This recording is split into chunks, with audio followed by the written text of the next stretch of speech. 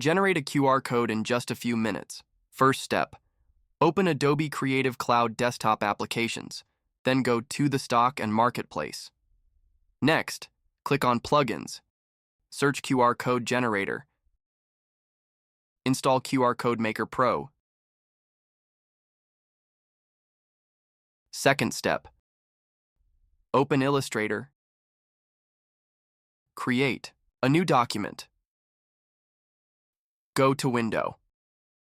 Click on Extensions. Copy and paste your links.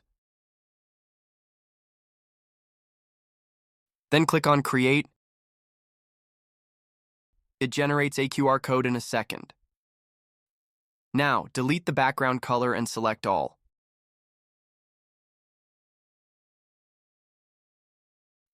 Go to Pathfinder and merge all. Select any color you want.